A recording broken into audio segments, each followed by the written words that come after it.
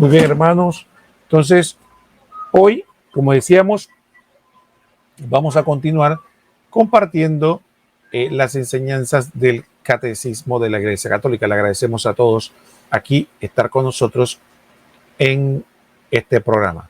Entonces, vamos, como es nuestra costumbre, a compartir lo que nos enseña el numeral. Vamos a comentar el numeral 30 del Catecismo, que dice lo siguiente: alégrese el corazón de los que buscan a Dios. Salmos 105, 3. Si el hombre puede olvidar o rechazar a Dios, Dios no cesa de llamar a todo hombre a buscarle para que viva y encuentre la dicha. Pero esta búsqueda exige del hombre todo el esfuerzo de su inteligencia, la rectitud de su voluntad, es decir, lo que se llama un corazón recto, y también el testimonio de otros que le enseñen a buscar a Dios. Después tenemos una cita de San Agustín que nos dice lo siguiente: tú eres grande, Señor, y muy digno de alabanza. Grande es tu poder y tu sabiduría no tiene medida. Y el hombre, pequeña parte de tu creación, pretende alabarte, precisamente el hombre que, revestido de su condición mortal, lleva en sí el testimonio de su pecado y el testimonio de que tú resistes a los soberbios. A pesar de todo, el hombre, pequeña parte de tu creación, quiere alabarte. Tú mismo le incitas a ello, haciendo que encuentre sus delicias en tu alabanza, porque nos ha hecho para ti y nuestro corazón está inquieto mientras no descanse en ti. San Agustín, Confesiones. Muy bien, entonces, comentando este numeral del catecismo, podríamos empezar diciendo lo que dice la primera frase: alégrese el corazón de los que busca a Dios. Salmos 105, 3. Con esta primera frase que nos regala el catecismo, quisiéramos empezar hablando de este aspecto fundamental, y es el de la alegría. Filipenses 4:4. Estén alegres en el Señor. Se los repito, estén alegres. Y esa frase la dice San Pablo, que en otra carta nos narra específicamente la cantidad de sufrimientos que tuvo que padecer. Naufragó varias veces, fue azotado muchas veces, pasó hambre, sueño, cansancio, dormir en descampado, peligros en los caminos, peligros de día, peligros en la noche, preocupaciones por las comunidades. Tantas situaciones que San Pablo nos narra que sufrió. Y sin embargo, ese mismo San Pablo que tuvo que vivir todos esos padecimientos, como se dice, en la carne, sin embargo, dice que estemos alegres. Hay una situación que es importante y que tenemos que partir. Algunas personas se preguntan específicamente, por supuesto, si yo le preguntara a un hombre común, probablemente usted que me ve en este momento, que si usted es alegre al alabar a Dios, tal vez me dirá que sí, otros me dirán que no, otros me dirán que a veces, porque no encontramos gusto muchas veces en el culto a Dios. ¿Por qué? Porque tenemos cifradas nuestras alegrías en una especie de bienestar, y un bienestar, diríamos, más que todo sensitivo. He ahí que una persona puede decir que está alegre cuando está comiendo una buena comida, que es alegre cuando está haciendo cosas que le producen solaz o placer. Y entonces de ahí viene que en el mundo actual las personas digan que la alegría es fruto del placer. Por lo tanto, parece una contradicción en sí mismo que una persona pueda decir que está alegre, pero que no está percibiendo placer, o aún más, que está alegre, pero está percibiendo pruebas, dificultades. Y entonces ahí viene una de las primeras enseñanzas del catecismo. La alegría que menciona el catecismo es algo similar a lo que ocurre con el concepto de paz. La paz que generalmente el mundo nos presenta o que el hombre común ve es la ausencia de dificultades, problemas. Cualquier cosa que nos traiga algún grado de contradicción, por mínima que sea, decimos que perdemos la paz, que ya no hay paz. Sin embargo, vivir la paz en medio de las dificultades, entonces parece en sí mismo una contradicción. ¿Cómo puedo tener yo paz si hay dificultades, problemas, situaciones que me incomodan? Algo parecido ocurre con la alegría. Y eso se debe precisamente a una concepción que muchas veces perdemos de vista. Este texto que nos dice el catecismo y que resaltamos, que se alegre el corazón de los que buscan a Dios, parte de la esencia de lo que estamos hablando. Entonces, la alegría, la paz, ¿de dónde viene? Precisamente viene de Dios. Y cuando la paz y la alegría viene de Dios, surge del interior de nosotros como lo que dice la palabra, como ríos de agua viva. Por lo tanto, cuando Dios está en nuestro corazón, ocurre algo extraordinario, que es lo que el tema fundamentalmente de que nosotros muchas veces no percibimos y que este numeral nos quiere decir. Nosotros muchas veces es como cuando somos niños. Cuando un niño pequeño generalmente descubre el placer de algunos sabores, él piensa efectivamente que ahí está la alegría, a tal punto que puede despreciar la comida, que puede tener hasta un buen sabor y hacerle bien a lo corporal, pero está totalmente obnubilado por el placer de lo dulce. Entonces, ¿qué ocurre? Que efectivamente el niño, tenemos una lucha con el niño que solamente quiere comer golosinas y no quiere comer el otro tipo de comida. Algo similar ocurre con nosotros y nuestra alma. El verdadero alimento que nos viene a fortificar a nosotros es Dios. Sin embargo, nosotros nos hemos convencido que la alegría, la paz está en otra cosa, en otro aspecto. Entonces nosotros nos lanzamos a las cosas para buscar efectivamente esa alegría, ese gozo, esa paz. No creemos que en Dios está la alegría, no creemos que en Dios está la paz, no creemos que el encuentro con Él es que nos va a satisfacer. Nos hemos convencido que otras cosas son lo que nos va a dar plenitud. Entonces, por lo tanto, la persona, como ocurre con alguien que yo conocí, que se hizo adicto a la soda, increíble, hay personas que se hacen adictas a la soda, se hizo adicto a la soda y no tomaba agua, y tomaba soda tras soda, de hecho se enfermó de los riñones. ¿Y qué pasó? No podía entender. Y que cuando uno tiene sed, qué cosa más placentera poder tomar agua, poder satisfacer esa sed. Pero él estaba tan obnubilado en su vicio que él tenía la necesidad imperiosa de tomar soda y no tomaba agua. Y llegó un momento que el agua le sabía mal, la despreciaba, incluso tenía que saborizarla para poder tomarse el agua. Algo parecido ocurre con nuestra relación con Dios. El agua viva, el verdadero que viene a nosotros, muchas veces tan obnubilado en los vicios que nos sabe desabrido Dios, nos parece extraño. Es más, tenemos que saborizarlo para poder admitirlo, porque no podemos entender que Él es el que nos da la satisfacción. Estamos totalmente convencidos que los vicios que tenemos, nuestros pecados, la idolatría de las criaturas son las que nos van a dar lo que tanto anhelamos. Porque si algo es lo que tenemos nosotros, claridad, y todos conocemos, es que tenemos una carencia. Todos los seres humanos tienen una carencia, y es la felicidad, la alegría. Por eso nos dice, una búsqueda incesante del hombre de esa plenitud. Y esa plenitud solo la encuentra en Dios.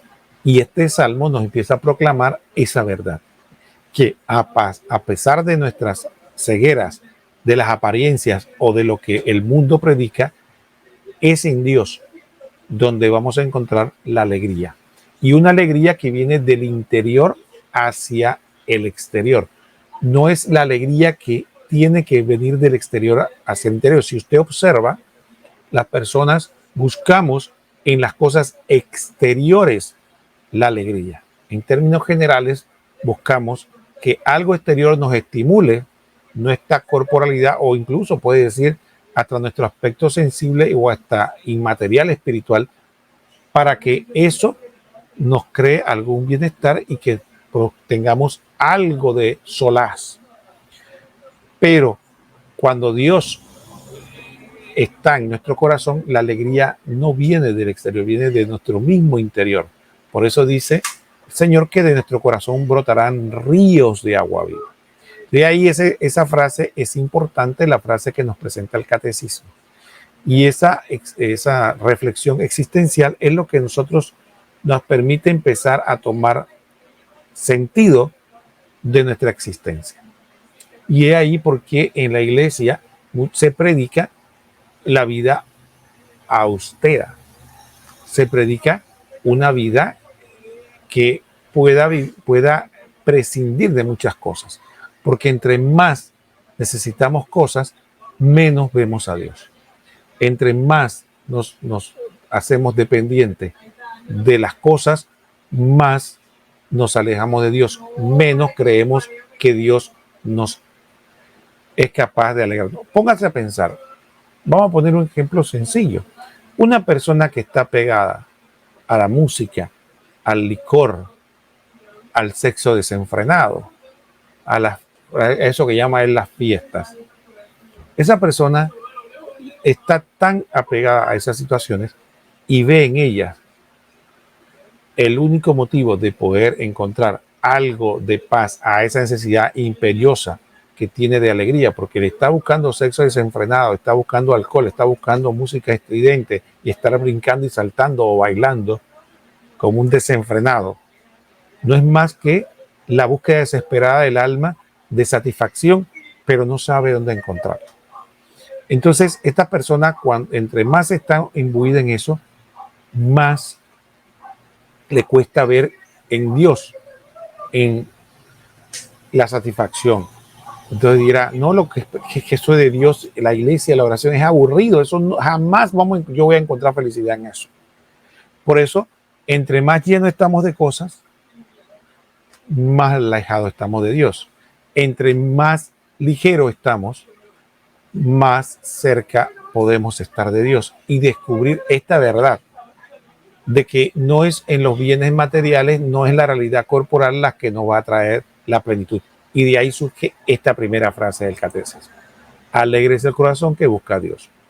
Dice el siguiente aspecto. Sí, el hombre puede olvidar y rechazar a Dios. Dios no cesa a llamar a todo hombre a buscarle para que viva y encuentre la dicha. Entonces aquí vemos efectivamente el drama efectivamente del hombre. El hombre rechazando a Dios, que es lo que estamos hablando hasta este momento, pero Dios buscando al hombre. Ahora, ¿qué ocurre realmente en el fondo? Nosotros quedamos heridos por el pecado original. Y una de las cosas que logró el pecado original fue insertar en nosotros la duda frente a Dios. Porque muchas personas no dudan de que Dios existe. Lo que dudan es que Él pueda cumplir lo que promete. No le creemos a Dios. De manera formal decimos que Dios es lo más grande, lo más bueno, es lo mejor, pero en la práctica no le creemos. Creemos que tienen segunda agenda, que no está haciendo una labor de venta, que no está presentando algo en lo que realmente se presenta como más bueno de lo que realmente es. Recordemos en Satanás, cómo presentó en la primera pareja a Dios como alguien que tiene segundas agendas. Es que Dios te ha prohibido que comas de este árbol porque Él bien sabe que si comes de ese árbol, Él bien sabe que vas a ser como Dios. Él no le interesa que tú crezcas, que te desarrolles, que alcances tu plenitud. Él te quiere, te ha creado y te quiere mantener marchito, aparte. Esa es la versión diabólica que se ha introducido en nosotros, incluso en el mundo. Cómo el mundo presenta a las personas que seguimos a Dios, personas marchitas, incompetentes, que no somos capaces de triunfar, que necesitamos una muleta de esta espiritualidad para poder surgir. La gente con personalidad, con inteligencia, con capacidad, con fuerza, con entereza, no necesitan de Dios. Ellos son independientes y luchan. Esa es la mentira del mundo. Entonces el hombre rechaza a Dios y Dios busca al hombre. Pero el hombre desconfía de Dios y se esconde del hombre. El hombre se esconde de Dios porque piensa que Dios tiene agendas ocultas. Pero no se da cuenta o no somos capaces de percibir que la única agenda de Dios es nuestra felicidad. Nosotros estamos hablando aquí del catecismo de la Iglesia Católica y hablando con ustedes, es simple y llanamente para presentarles o reflexionemos de que lo único que Dios quiere para nosotros es nuestra alegría. Pero para lograr eso, el catecismo nos va a hablar más adelante, es que tenemos que empezar y dar un salto adelante, algo que requiere esfuerzo, trabajo, para ir venciendo a nosotros mismos. Tenemos que negarnos a nosotros mismos para poder lograr ver con claridad las cosas. Si usted tiene la oportunidad, y le invito, si no lo ha hecho, busque los testimonios de conversión de personas y va a ver que hay una constante y es la ceguera que se declara. Yo estaba ciego, yo no veía claro, yo no entendía, yo no entiendo cómo pude llegar a pensar de esta manera o actuar de esta manera. Yo no, había como una especie de neblina, venda, como le quiera llamar, que no permitía ver. ¿Por qué? Porque efectivamente nuestros apegos y, por supuesto, nuestra soberbia no permite que veamos con claridad el interés que tiene Dios. Si nosotros nos pusiéramos a pensar qué interés podría tener Dios es buscar en nosotros, si nosotros todos se lo debemos a Él y Él nos creó y nosotros no podemos darle nada que no le pertenezca. Es que nuestro corazón está tan obnubilado, tan endurecido, que no podemos entender, comprender el amor total y absolutamente desinteresado de Dios. Como nuestros amores son interesados, nuestros amores tienen segundas agendas, nuestros supuestos amores son totalmente egoístas, encontrar un amor desinteresado en el que yo no gano nada, lo único que gano es verte feliz o hacerte feliz, entonces efectivamente eso no nos cabe en nuestra inteligencia, no nos cabe en nuestra voluntad, pero aún así Dios no cesa de buscar al hombre, a pesar de que el hombre rechaza a Dios. Tanto así que siempre recuerdo en este contexto la frase del Papa Francisco, que nos decía, Dios no se cansa de perdonar, el hombre se cansa de pedir perdón. Dios nunca se cansa de nosotros. Nosotros nos cansamos de Dios. Dios nunca nos rechaza. Nosotros rechazamos a Dios. Dios nunca se aleja de nosotros. Nosotros nos alejamos de Dios. Y el hombre, Dios siempre va a estar detrás, delante, por arriba, por abajo, por dentro, por fuera, buscando al hombre, con el propósito de darle la alegría. Pero Él nos concedió algo, la libertad, el libre albedrío, la capacidad de poder decidir, porque es el único ambiente donde se puede dar el verdadero amor. Un amor no se puede cultivar en la restricción de libertad. El amor, para que sea verdaderamente amor, tiene que ser libre. Entonces, para eso, nosotros tenemos que aceptar libremente y encontrar a Dios. Pero la búsqueda de Dios, dice el catecismo, excede el hombre todo esfuerzo de su inteligencia la rectitud de su voluntad y también el testimonio de otros que enseñen a buscar a Dios. Tres conceptos que vale la pena desarrollar. Primero dice, pero esta búsqueda exige del hombre el esfuerzo de su inteligencia. Y precisamente ese es uno de los problemas más serios que tenemos nosotros hoy día. Ese esfuerzo de la inteligencia. Nosotros, uno de los aspectos que hace el mundo con nosotros es precisamente, recordemos que tenemos tres enemigos del alma: nuestra carne o la concupiscencia, el mundo y el demonio. El demonio y sus ejércitos o los demonios. Y una de las cosas que hacen es precisamente es entorpecer nuestra inteligencia, nuestra capacidad de discernimiento. ¿Cómo lo hace?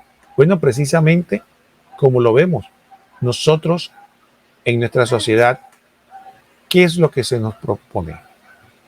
Que usted trabaje, obtenga recursos para después proporcionarse placeres. Y vuelve y trabaja para tener recursos para tener placeres. Ese es el ciclo permanente. Y no pienses, no te preocupes. Miren, por ejemplo, un escenario. Ustedes no han visto lugares donde no puede estar el televisor apagado. Ustedes no han visto escenarios donde no puede estar la radio apagada. Usted no puede estar en el automóvil sin el radio encendido. Usted no puede estar en la casa si no tiene algún aparato electrónico encendido. Y si no tiene nada encendido, está viendo el celular. Usted no puede quedarse con usted mismo en silencio. Usted no puede, si no estar viendo una película, tener que estar haciendo algo.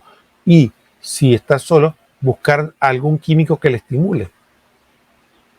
No podemos estar en paz con nosotros mismos. No podemos tener un tiempo para reflexionar. No podemos tener un tiempo para orar, para leer. La sociedad contemporánea y efectivamente, obviamente, los entes espirituales que están detrás de ellos, demoníacos, por cierto, enemigos de Dios, están obnubilando nuestra inteligencia para que no pensemos. Este tipo de programa que estamos haciendo hoy día, una minoría lo que realmente les interesa. Y no porque yo deba ser entretenido, inteligente, capaz o agradable a ustedes, sino que simplemente si no soy yo, cualquier otro. Pero el punto es que pensemos en cosas que no tengan que ver con entretenimiento. Pero si este programa hubiera sido de algo para hacernos reír y estuviéramos riéndonos, estuvieran muchísima gente. ¿Por qué? Porque es la cultura. Casi que pensar requiere esfuerzo. Mire, hay gente que apenas usted propone un tema que no sea divertido, entretenido o algo propio de la sociedad que tenga que ver con la vanidad y demás, un tema con un poco de sustancia, le dicen aburrido, agua fiesta, porque ya se niegan a pensar. Es como un parto prácticamente. Y de esa manera la sociedad nos lleva en fila, de espalda a Dios, de espalda a nosotros mismos, de espalda a la realidad. ¿Para qué? Porque vivamos una vida, se nos vaya como agua entre los dedos, de espalda a Dios, y cuando tengamos la muerte tendremos lo que el diablo quiere que tengamos, una eternidad sin Dios. Entonces, precisamente en la falta de cultivo de la inteligencia que el catecismo nos presenta, es lo que hace que la grande mayoría hoy día simplemente para ellos Dios es un mito, para ellos un Dios que los ama es algo inconcebible y simplemente dicen: los pocos años que tengo en esta tierra buscaré pasármela bien satisfaciendo mis instintos. Ese es el gran engaño de la sociedad. Eso es lo que el catecismo dice y eso es lo que nos enseña la iglesia, que es a lo que Jesucristo vino a liberarnos. Por eso es un poco la frase cuando Jesucristo oraba por cada uno de nosotros, decía: ellos no son del mundo, como yo no soy del mundo. No te pido que los saques del mundo, pero sí que los libres del mal. Entonces, precisamente, ese es un aspecto. Nosotros estamos ahora mismo, aunque nos parezca extraño, en el destierro. Nosotros, la iglesia lo enseña, la Biblia lo enseña, nosotros no estamos en una morada permanente. Nosotros nos enamoramos de esta morada, pero esta morada no es la permanente. Nuestra morada permanente está con Dios en la eternidad. Y aquí tendremos, si nos unimos a la iglesia, a nuestro Señor Jesucristo, tendremos la primicia unidos a Dios. Ese lenguaje es totalmente extraño a este mundo. Usted ve que lo que se promueve en el mundo es que este aspecto, esta vida terrena, es lo máximo, es lo más grande, los paisajes de la creación, el disfrutar de la naturaleza, de nuestro cuerpo, de esta corta vida, es la máxima expresión de lo que pudiéramos lograr nosotros como alegría. Y el despreciar esto que es absolutamente considerado una locura. Entonces, por lo tanto, es ahí porque entonces a nosotros nos suena el evangelio tan distante. Por eso las bienaventuranzas de Cristo nos suenan como que los bienaventurados los pobres, como que bienaventurados los que lloran, o que bienaventurados los que sufren, bienaventurados los que los persiguen. ¿Cómo pueden ser bienaventurados si es todo lo contrario lo que logra la felicidad? Entonces ahí vemos que efectivamente hay que tener un esfuerzo de inteligencia para poder comprender, para poder profundizar en nosotros mismos, en lo que Dios nos revela, lo que es Dios y lo que es la realidad, para poder empezar a vislumbrar qué es lo que Dios nos tiene preparado. El segundo aspecto que nos menciona, que en la búsqueda dice que hay que tener la rectitud de voluntad, es decir, un corazón recto.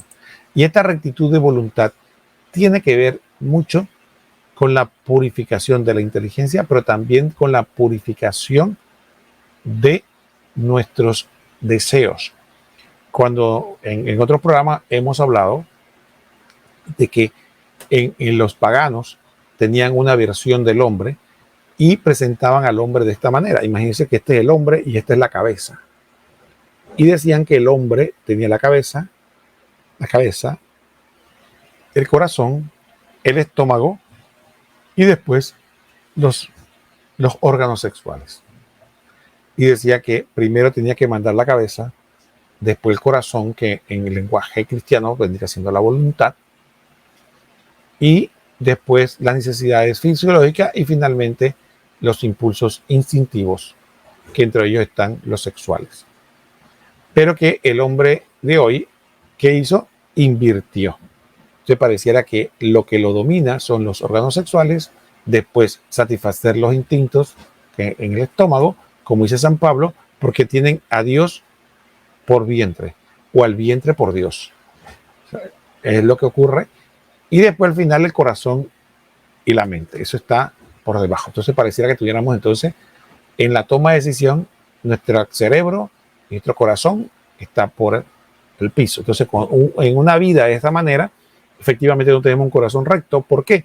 Porque la rectitud de intención es la capacidad de poder tomar decisiones racionales en función de darle a las cosas su justo valor. Y entonces, pero si somos como una hoja llevada por los impulsos, entonces no tenemos un corazón recto, tenemos un corazón totalmente torcido, cambiado, instintivo. Fíjense, si usted se da cuenta, los pecados que nos presentan las Sagradas Escrituras o los frutos del Espíritu Santo que nos presenta Gálatas, nos habla con claridad cuáles son los frutos. Son amor, mansedumbre y todos los demás, castidad, pureza, todos esos dones que nos presenta el Espíritu Santo es que purifican al hombre y producen que él pueda tomar decisiones en función de darle a las cosas el valor que él tiene.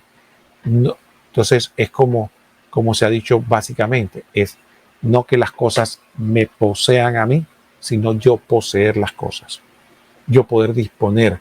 Por eso de ahí que se habla de la libertad que Cristo nos presenta, y es el que yo pueda disponer de las cosas y no las cosas de mí. Entonces nosotros, de ahí viene una virtud de la generosidad, cuando puedo yo por un bien superior entregar algo inferior. Por ejemplo, la limosna. Por algo muy superior que es el bien del prójimo, yo puedo dar algo inferior. Por ejemplo, tenemos la oración.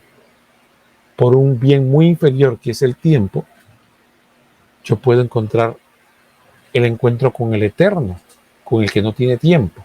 Y así podríamos mencionar muchos otros aspectos donde el camino efectivamente, del corazón recto es aquel que puede discernir qué es lo verdaderamente valioso, quitar la hojarasca que hay enfrente a nosotros que no nos deja ver claramente dónde está el tesoro. Entonces, pero para eso hay que tener un corazón recto, un corazón purificado, un corazón que no está apegado, un corazón que está liberado por el amor de Dios, para poder nosotros avanzar. Y el otro aspecto que nos presenta el catecismo dice, y también el testimonio de otros que le enseñen a buscar a Dios. Y este aspecto es muy importante, que es la labor que muchos de nosotros tenemos, es hacer creíble el Evangelio. Porque por eso es que le hace un gran daño, un terrible daño, las personas que tienen doble vida o el escándalo dentro de la iglesia. ¿Por qué? Porque efectivamente, si una persona habla de Dios, es catequista, es servidor, pero tiene una doble vida, ¿qué mensaje está transmitiendo? Que realmente esto de la fe es mentira. Que lo que simplemente yo hago esto para guardar las apariencias, para que la gente me vea como una persona virtuosa, pero en el fondo yo cada vez cuando no me ven trato de buscar los mismos placeres, las mismas cosas que hacen la gente mundana. Entonces en el fondo este Dios es un Dios falso, no es creíble. Entonces no existe tal cosa como que Dios pueda satisfacer mis deseos, mis anhelos, mis necesidades. No es creíble el Evangelio. No se trata solamente de enseñar, se trata de hacer creíble de que yo soy feliz. Yo dejé el alcohol. Yo dejé el sexo desenfrenado. Yo dejé el pecado y soy feliz. Y no necesito nada más ni anhelo nada más. Ese testimonio hace creíble. Por eso las personas, por ejemplo, que viven en monasterios o las personas que se dedican a la vida religiosa son como una lámpara en medio de este mundo porque hacen creíble de que lo que Jesucristo nos enseñó, lo que Dios enseña, es posible. Entonces, ese aspecto es muy importante para ayudar a los que buscan el Evangelio. Por eso, si bien es cierto, esto que estamos haciendo acá, de comentar, reflexionar el catecismo, hablar de la doctrina, es importante, es aún más importante el testimonio. El testimonio que decíamos hace visible y creíble a los demás que lo que Dios dice es cierto, porque fíjense, pongámonos a pensar, ese es uno de los grandes escollos. La gente que está aferrada a sus vicios piensa que es imposible ser feliz sin esos vicios. Piensa que es imposible. Si la gente pudiera descubrir fácilmente que en Dios está la verdadera felicidad, buscarían a Dios corriendo. Pero le es difícil. Un aspecto que les ayuda a verlo es encontrar a otro que realmente es feliz, sin fanfarronería, sencillamente, transparente. Oye, ¿por qué esta persona es alegre? ¿Por qué tiene paz? ¿Por qué tiene ese rostro? ¿Por qué emana este gozo? Si es que no tiene cosas, no hay razón para ello. O podría decir, yo quisiera tener lo que él tiene. Entonces, he ahí ese aspecto importante de lo que decíamos, de lo que buscan, de buscar. Ahora, efectivamente, ahí encontramos estos aspectos que nos hablan y nos reflexionan sobre la realidad en la que vivimos en una sociedad donde hay mucha gente que tiene una ceguera que tenemos que orar mucho para que Dios nos conceda la gracia de poder ayudar a romperla. Pero sí, efectivamente, y también tenemos nosotros que tener cuidado de no caer. Entonces, estaríamos ya en la parte final del programa, nosotros comentando la frase de San Agustín, que tiene muchos aspectos muy profundos. Dice: tú eres grande, Señor, y muy digno de alabanza. Grande es tu poder y tu sabiduría no tiene medida. Y el hombre, pequeña parte de tu creación, pretende alabarte. Precisamente el hombre, que revestido de su condición mortal, lleva en sí el testimonio de pecado y el testimonio de que tú resistes a los soberbios. Yo quisiera detenerme aquí. Aquí hay un tema, hay una de las frases más, diría yo, misteriosas de la Biblia. Dios, que es el Todopoderoso, que nada se le puede resistir a él. Sin embargo, el texto que viene de Santiago y que cita aquí San Agustín dice que el Señor resiste a los soberbios. Es decir, que si hay un pecado que nos aleja de Dios es la soberbia. De hecho, algunos consideran de que ese fue el pecado precisamente de Satanás y de sus demonios que fueron expulsados de la presencia de Dios, hablando de forma figurada, porque no se trata de un lugar, pero de la comunión con Dios. Y si analizamos qué es la soberbia en muchos aspectos tiene que ver con una especie de idolatría de sí mismo. Recordemos que cuando Dios se le manifiesta a Moisés, y Moisés le dice: ¿quién eres tú? ¿Cómo te presentas? Dice: yo soy el que soy. Es el único ser por excelencia. Pero nosotros, seres humanos, no somos. Nosotros somos porque Dios nos da el ser. Entonces, el mayor engaño que Satanás se hizo a sí mismo y que después nos replica a nosotros es decirnos que nosotros podemos ser sin Dios. Pero nadie puede ser sin Dios, porque es el único que tiene el ser por excelencia y por sí mismo. Entonces nosotros que no somos y que no tenemos en nosotros mismos ni la alegría, ni la felicidad, ni el ser, ni nos dimos a nosotros mismos la vida, ni la podemos extender. Pregúntese: ¿qué tiene usted? Usted puede controlar ¿qué puede controlar usted? ¿Cuántos años va a vivir? Si es feliz o no. ¿Puede darse el ser por toda la eternidad? Dice el Señor que quien por mucho que se esfuerce puede aumentar un palmo a su estatura. ¿Qué cosas controlamos nosotros realmente? Pero sin embargo, la soberbia nos engaña de que nosotros nos sentimos casi como si fuera una droga, totalmente perdido de la realidad, como si fuéramos dioses, dueños del universo, que no nos equivocamos, que tenemos toda la razón, de que somos capaces de entenderlo todo, sin ayuda de nadie. Entonces, frente a esa ilusión, frente a esa cerrazón, donde el hombre no es capaz de ver sus propias limitaciones, entonces, efectivamente, esa ceguera es impenetrable. Todo lo contrario de la humildad, que es lo que el Señor nos pide. La humildad no significa complejo de inferioridad. La humildad, dice Santa Teresa, es la verdad.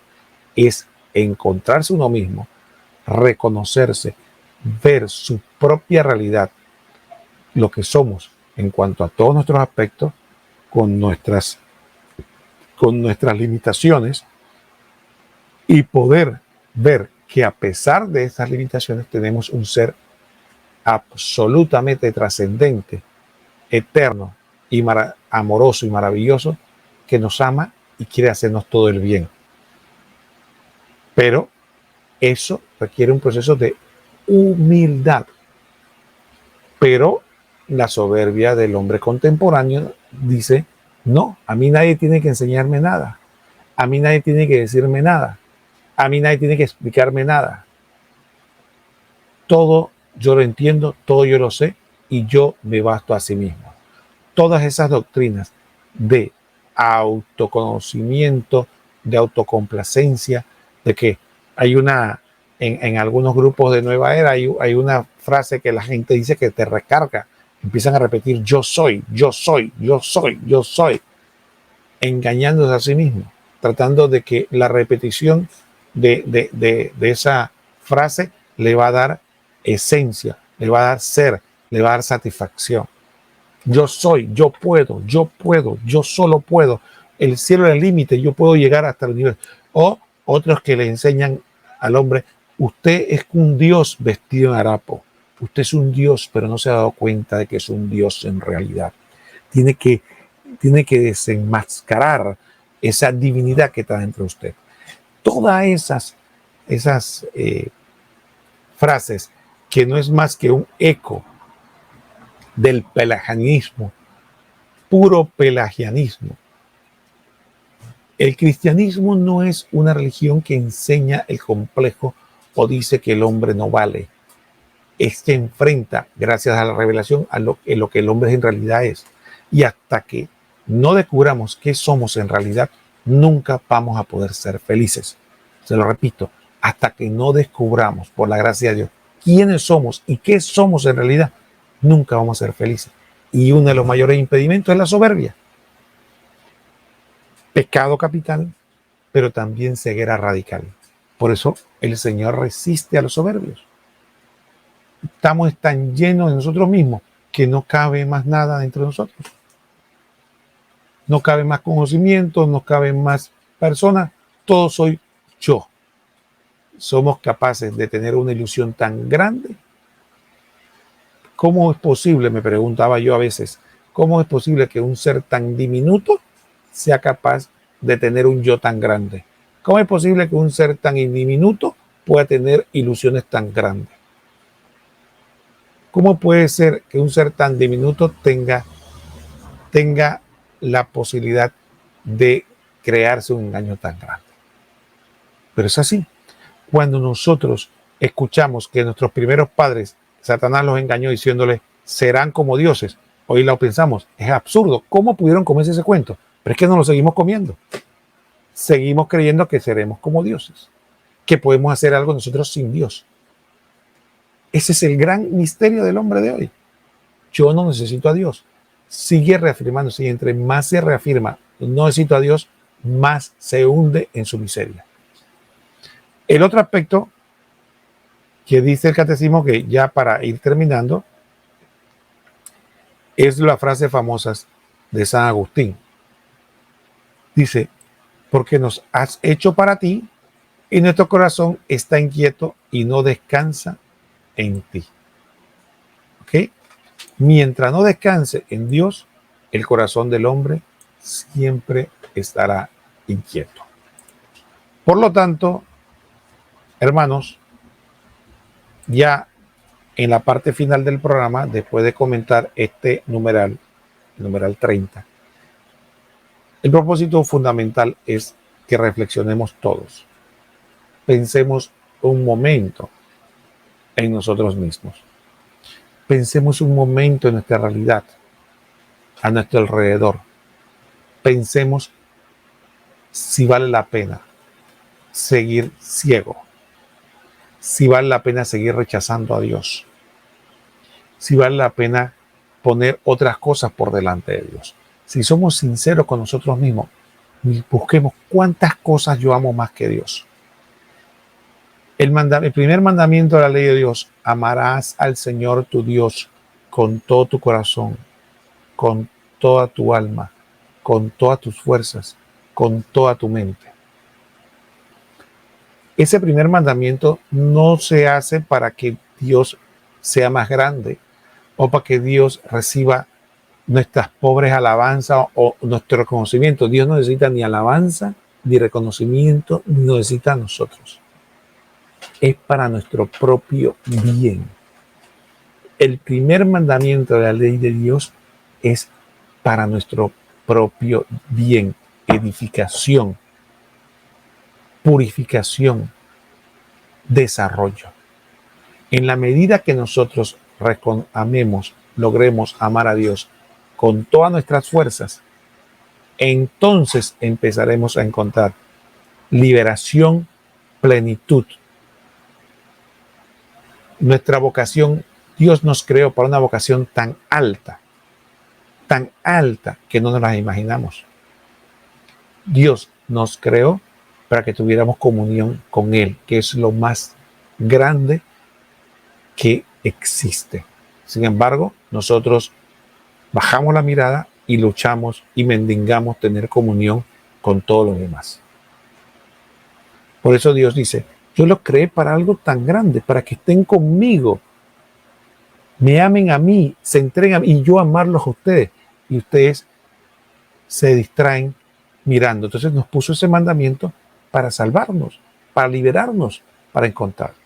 Entonces, las cadenas del pecado, las cadenas de la maldad, la cadena de la ceguera, de la soberbia, nos hace ver de que el primer mandamiento de la ley de Dios es una esclavitud.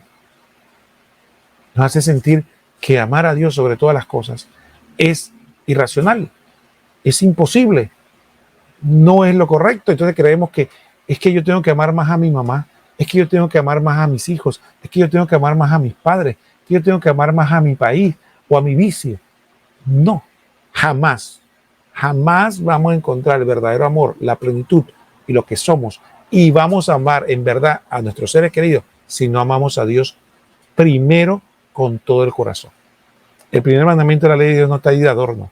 No se trata que yo ame a mi familia primero y después a Dios. Se trata que tengo que amar a Dios primero y quitar todo lo que se pone de enfrente. Dice el Señor, cualquiera que ama a padre, madre, hijos más que a mí, no es digno de mí. Entonces, efectivamente, tenemos que reflexionar, convertirnos y encontrar de que Dios nos puso sus leyes para que seamos felices y para que también nuestros seres queridos y los que están alrededor logren la felicidad. Pero el problema es que si le creemos a Dios o le creemos al mundo. Bien, hermanos, ha sido un verdadero privilegio estar con ustedes nuevamente en otro programa más de El Tesoro Escondido, comentando el Catecismo de la Iglesia Católica. Estuvo con ustedes su hermano Roquel Cárdenas desde Panamá, que les saludamos atentamente y que les queremos muchísimo en el amor de Cristo. Nos vemos próximamente, si Dios lo permite, el próximo miércoles a esta misma hora por estos mismos medios. Que el Señor los bendiga a todos. Hasta pronto.